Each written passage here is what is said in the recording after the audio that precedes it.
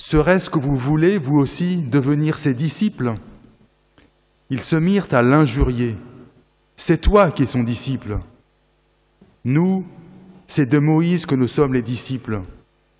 Nous savons que Dieu a parlé à Moïse, mais celui-là, nous ne savons pas d'où il est. L'homme leur répondit, « Voilà bien ce qui est étonnant.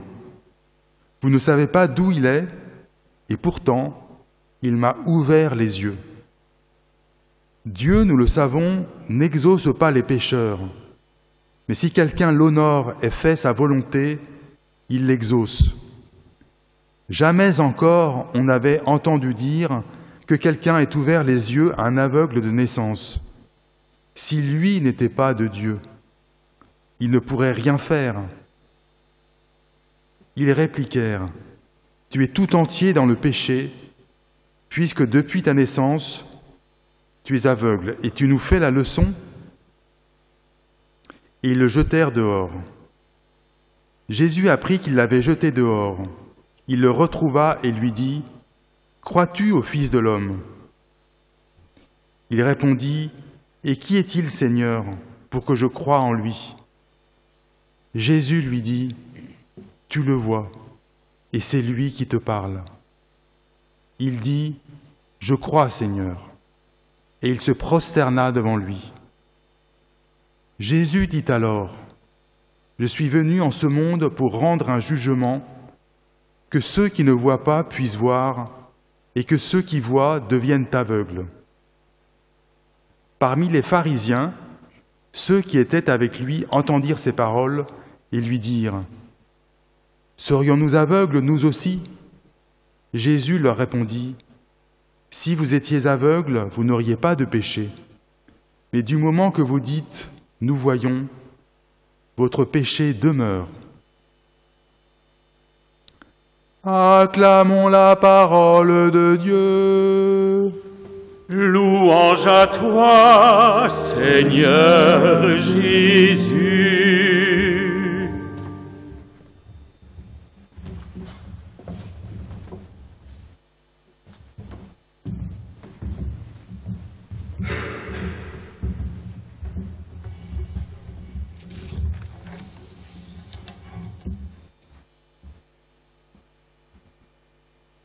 Eh bien, mes frères et sœurs, mes chers catéchumènes, nous revenons au livre de Samuel, ce dimanche. Nous quittons donc l'univers de la loi, de la Torah, où nous avons accompagné Abraham, c'était il y a 15 jours, et suivi Moïse, c'était dimanche dernier, et nous voilà désormais dans le temps des prophètes. Et devant un garçon, dans la beauté signalée de sa jeunesse. Il avait de beaux yeux, prend même soin de noter au passage notre narrateur. Ah, il a tout pour attirer, ce jeune garçon.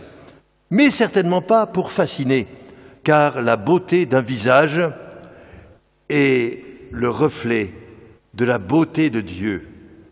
La beauté de Dieu, on l'oublie trop souvent, comme le déplorait notre cher poète Marie-Noël, dans une lettre datée de septembre 1959. Je vous en lis quelques mots. On oublie trop que Dieu est beau. Saint, Saint, Saint, on le proclame à toute voix. Saint, puissant, juste, bon, sage, revêtu jusqu'à l'infini de toutes nos vertus humaines. Mais qu'il soit beau, on l'ignore, bien qu'il en ait donné la preuve dans toutes ses créatures. Beauté de Dieu, oui, et l'homme est l'image de Dieu.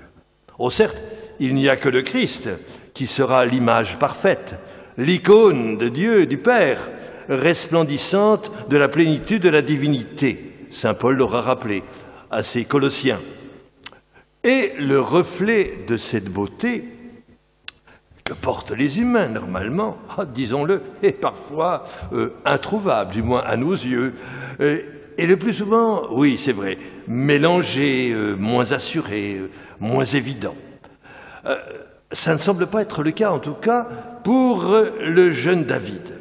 Et pourtant, il n'a rien d'une vedette, rien d'une star, dans sa perfection aseptisée et idéale. Et c'est pour cela que nous dirons que ce petit gars de Bethléem est séduisant. Non, ça on ne dira pas. Parce qu'en fait, la beauté nous le rend attachant. Ah oui, et c'est tout autre chose. Car en effet, le portrait que nous avons de David n'est en rien idéal, il n'est en rien idéalisé. La Bible, d'ailleurs, est loyale. Là, elle met les cartes sur table. Et nous ne pouvons pas oublier que David a fait froidement assassiner le mari de sa maîtresse d'une nuit. Ah oui, la rayonnante Bethsabée, la femme d'Uriah le Hittite. Mais il suffit de regarder, tenez, le tableau de Rembrandt qui est au Louvre. Cette majesté de la chair dans sa puissante séduction indiscutable.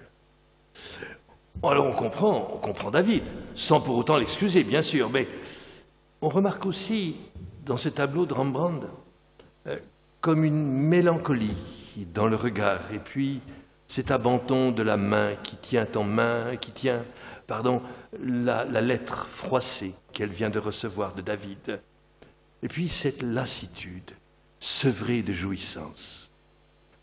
David, en proie à la fureur sensuelle, n'a rien perçu de tout ça. Mais Dieu, lui, n'a pas admis ce débordement de toute puissance qu'un homme se croit permis parce qu'il a le pouvoir. Ah oui, faiblesse des rois et des souverains. Cela, il faut le dire, c'est le côté lamentable de David. Ce n'est pas un ange, c'est un homme, c'est un pécheur. Et c'est pour cela que sa beauté nous touche infiniment. Il ne ment pas, il ne triche pas, et sa franchise est entière devant son Dieu, mais pas moins devant les hommes. Tenez, à 2 reprises, le voilà pourchassé, comme une perdrix, c'est son expression même, par Saül, le roi qui pourtant l'avait engagé, mais que voilà saisi par le démon, par le poison de la jalousie. Et il cherche à le tuer, voyant, et il ne s'est pas trompé, dans le jeune David, un possible rival.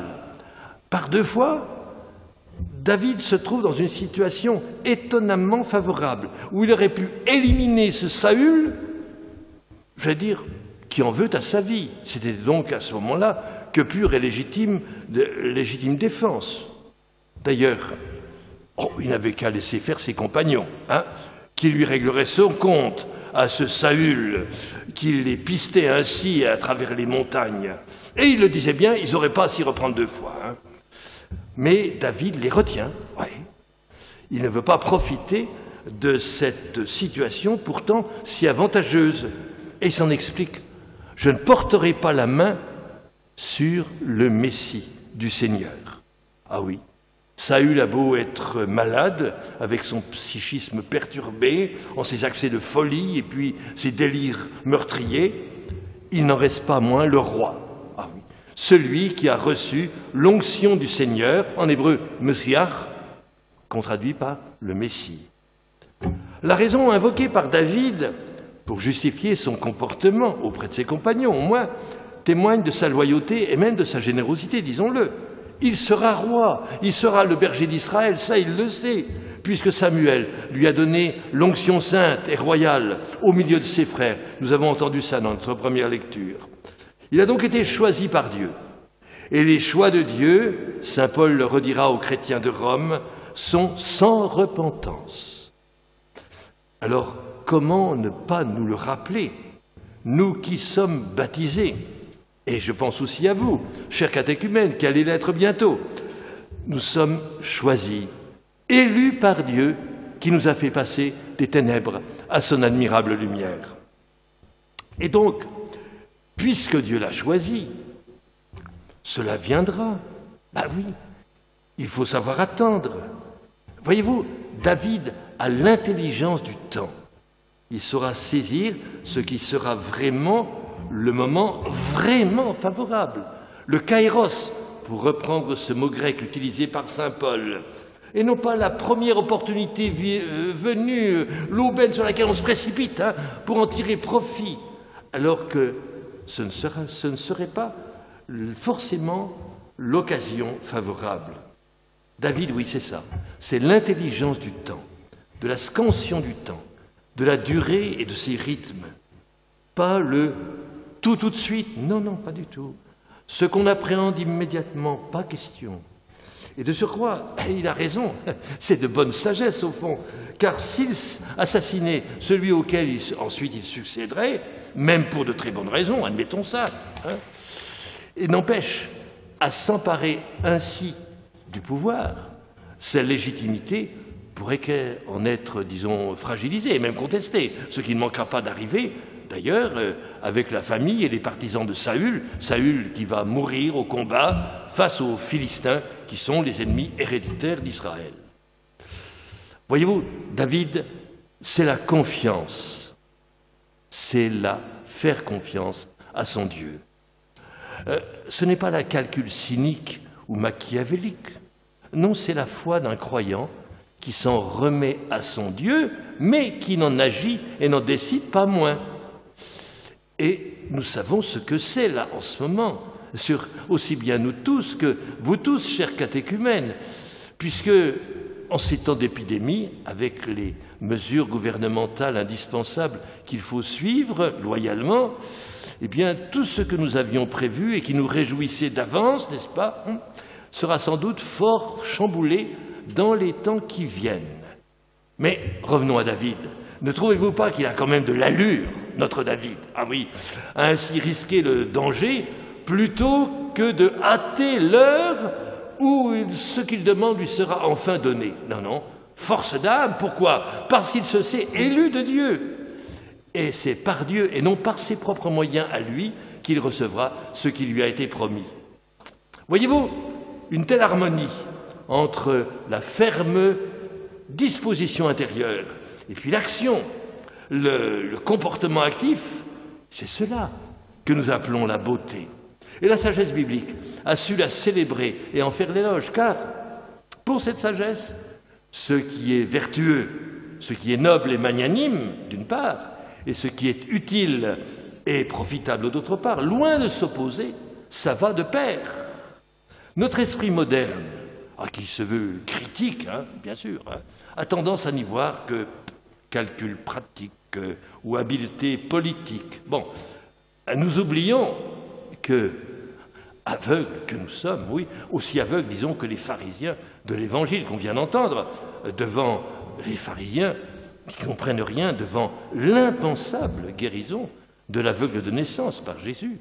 Oui, nous oublions la grâce d'une attitude et la beauté d'un geste. Pour dire simplement les choses, tenez, Abraham, il y a donc 15 jours, c'est la vérité vraie. Moïse, c'est la bonté du bien. Et David, c'est l'alliance entre les deux, c'est la beauté. Et ajoutons d'ailleurs qu'à juste raison, la Bible sait que le fourbe, le traître, celui qui fomente le mal et qui active la malédiction, la malversation, verra le mal se retourner contre lui un jour ou l'autre. Beauté de David, redisons-le, et ce qui explique pourquoi il est le bien-aimé de Dieu qu'il a choisi, et Dieu ne renie pas son choix, quand bien même David n'échappe pas à certains moments à sa faiblesse, par exemple quand il cède à sa pulsion de toute puissance, exacerbée par la convoitise, quand il se retrouve un soir de printemps devant l'effrayante beauté de Bethsabée. Et je dirais que David est beau dans sa repentance. Il reconnaît « Je suis ce que je suis, je ne suis que ce que je suis ». Un pécheur qui s'en remettra à son Dieu. Bien-aimé de Dieu, oh, David n'est pas moins bien-aimé des femmes. Ça, oui. Oh, Dieu sait, elles ne lui ont pas manqué. Et elles l'ont toujours aidé et servi en déployant toutes les ressources de leur ruse et de leur intelligence, qui est grande. Tenez, cela pour le préserver du danger ou alors pour lui éviter de tomber dans l'impardonnable. Je vous invite à relire pour cela au chapitre 19, c'est ça, du livre de Samuel, le stratagème de Michal, qui est la fille même de Saül d'ailleurs, et plus rouée encore extraordinaire, Abigail, c'est au chapitre 25. Vous verrez, ces dames sont époustouflantes d'astuce et de finesse.